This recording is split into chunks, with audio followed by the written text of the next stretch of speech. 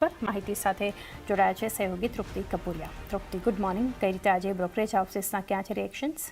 Good morning ચાની. આજે આપણે શરૂઆત સેક્ટરથી કરશું. તો ખાસ કરીને ઇન્ડિયન ડેરી કંપનીઓ જે છે તેના પર અહીંયા ઇન્વેસ્ટેક તરફથી રિપોર્ટ આવ્યો છે. તેમને ખાસ કરીને ડોડલા ડેરી માટે ખરીદારીની સલાહ સાથે લક્ષ્યાંક 1400 પ્રતિ શેર કર્યા છે. ત્યાં જ હસન એગ્રો પ્રોડક્ટ્સ માટે પણ વેચવાલીની સલાહ તેમના તરફથી જોવા મળી રહી છે. 850ના ટાર્ગેટ છે. હેરિટેજ ફૂડ્સ પર નજર કરશું, ત્યાં ખરીદારીની સલાહ સાથે લક્ષ્યાંક 460 રૂપિયા પ્રતિ શેર કર્યા છે. પરાગ મિલ્ક ફૂડ્સ માટે પણ તેમના તરફથી આપણે ખરીદારીની સલાહ જોવા મળી છે. લક્ષ્યાંક તેમને 300 રૂપિયા પ્રતિ શેર કર્યા છે. અહીંયા તેમનું કહેવું છે કે Q1 FY27માં ડેરી કંપનીઓની આવક ગ્રોથ સારી રહી શકે છે, પરંતુ સામે માર્જિન અહીંયા ઘટી શકે છે, જેનું મેઇન કારણ છે કે ઇનપુટ ખર્ચમાં વધારો થયો છે, જેને કારણે એબિટા માર્જિન લગભગ 210 બેસિસ પોઈન્ટ વાર્ષિક ધોરણે અહીંયા ઘટવાના અનુમાન છે.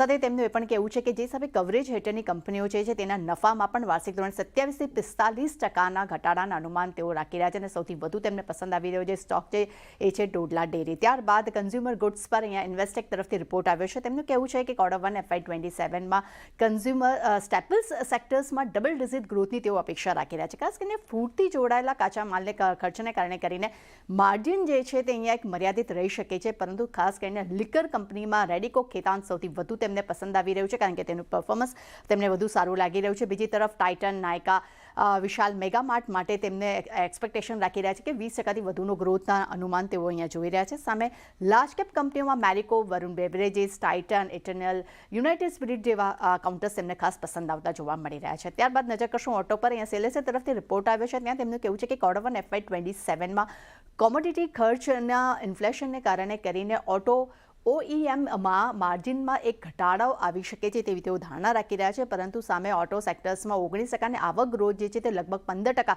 રહેવાના તેઓ અનુમાન રાખી રહ્યા છે. સામે પ્રીમિયમ OEMનું જે છે માસ માર્કેટ જે છે તેમાં અહીંયા કંપનીનું સારું પ્રદર્શન રહેવાની તેઓ અપેક્ષા રાખી રહ્યા છે. સાથે તેમને પણ કહેવું છે કે Mahindra, Tata motors, PV, સમદન મદરસન, TVS motors, Ather energy તેમને પસંદ આવી રહ્યા છે. રિયલ એસ્ટેટ સેક્ટર પર સિટી તરફથી રિપોર્ટ છે. અહીંયા તેમનું કહેવું છે કે Q1 FY27માં ખાસ કરીને ઘરોની માંગ અહીંયા વધી રહી છે, જેમાં લક્ઝરી સેગમેન્ટમાં સૌથી વધુ ડિમાન્ડ જોવા મળી રહી છે. DLF, પ્રેસ્ટિજિયસ સ્ટ્રેટ અને ઓબેરે રોયલ્ટીના પ્રી સેલ્સ અનુમાન પણ જે છે તે અનુમાન મુજબ પ્રી સેલ્સના નંબર્સ જોવા મળી શકે છે. સાથે તેમને પણ કહેવું છે કે હૈદરાબાદ, MMR અને બેંગલુરુમાં ઘરોની ડિમાન્ડ જે છે એ અત્યારે સૌથી વધુ જોવા મળી રહી છે.